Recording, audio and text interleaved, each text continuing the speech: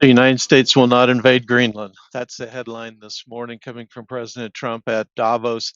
Hi, this is Arlan Suderman, Chief Commodities Economist at StoneX, coming to you a little before 9 a.m. from the trading floor on this Wednesday, January 21st. And a couple of headlines this morning I want to take a look at, a couple of issues.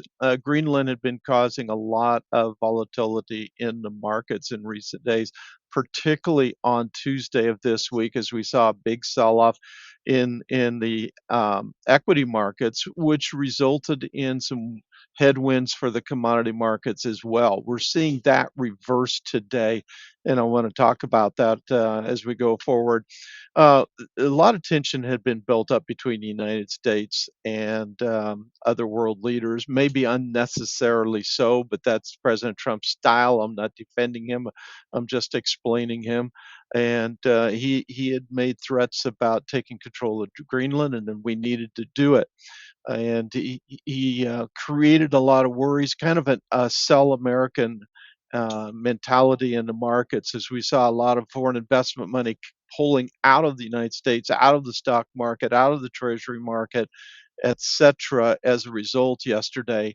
And that has calmed down today. President Trump traveled to Davos to speak at the World Economic Forum, addressing some 60 or so world leaders there, heads of state, talking to them, and he addressed the issue. He addressed a lot of things, and frankly talked on and on, as he often does.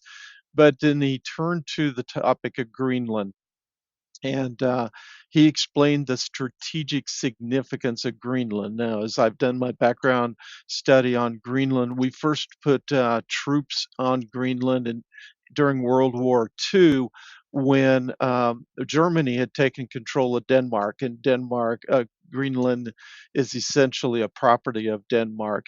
And so, what we were worried about at that time was that Germany would end up putting troops on Greenland. Greenland is strategically significant to whoever holds that. It sits basically between the United States and Russia, and to some extent China.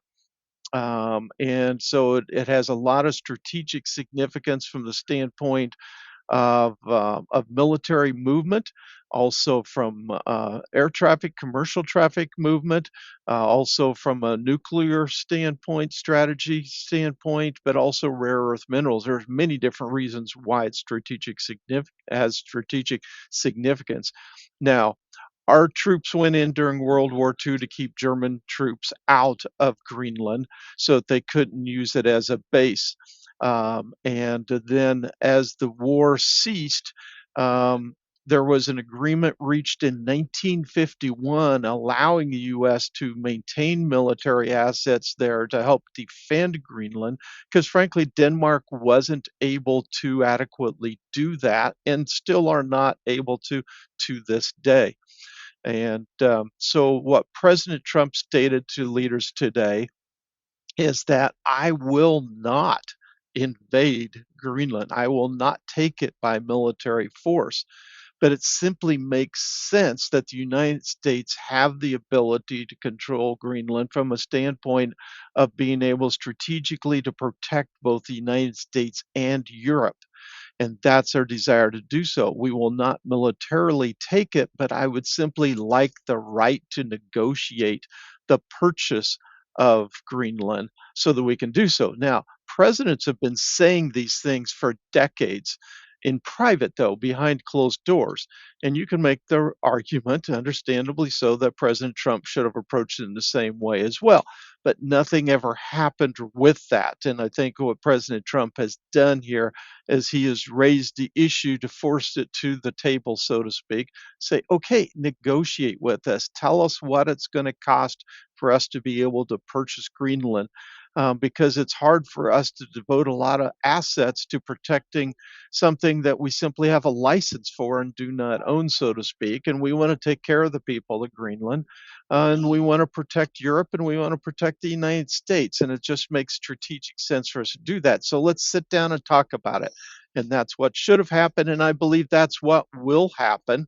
And it will calm a lot of nerves out there and help lead to some stabilization once again. The other thing I want to talk about is the fact that China has now reached, according to cash sources, that purchased the 12 million metric tons of soybeans. Not all of it's been confirmed by USDA yet, so we'll probably still have some announcements from USDA, but essentially those 12 million metric tons have been acquired. That's equal to about 441 million bushels. USDA has thus far confirmed 221 million bushels.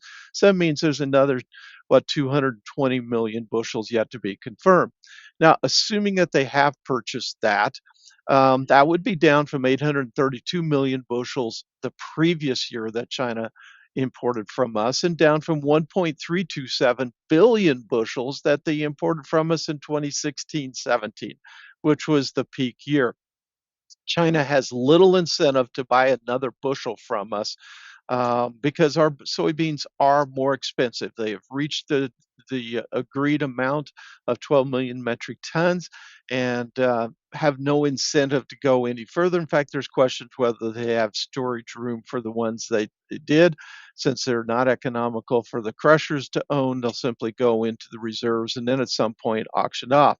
Reaching USDA's target of 1.575 billion bushels of soybean exports would require non-China buyers, therefore, to import 1.134 billion bushels of U.S. soybeans this year.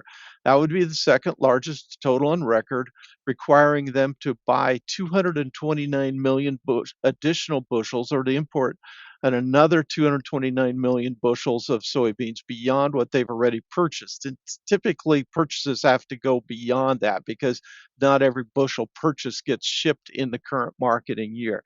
So you'd actually need to see something beyond that purchase, most likely. Now, that's happening just as cheaper Brazilian supplies are starting to hit the world market. It's still possible that we will sell another 229 million plus to non-China sources and hit USDA's target. But the risk is to the downside, and that's simply the point I want to make. However, we are seeing some positive money flow into the broader commodities, the hard assets today. And part of the reason we're seeing money coming in the soybean complex, a background reason, is the hope/expectation that we will soon see the EPA send their final um, guidelines for the biofuel program to the Office of Management and Budget for review, which starts the clock running. We would anticipate the final regulations to be released then 2 to 3 weeks later, although it could be a little longer. By statute, 2 to 3 weeks would be the normal time we would expect. So those are the things I wanted to cover this morning. And we'll continue to update you from the trading floor. If you want to catch these updates, be sure to like and subscribe to continue to receive them. Thank you.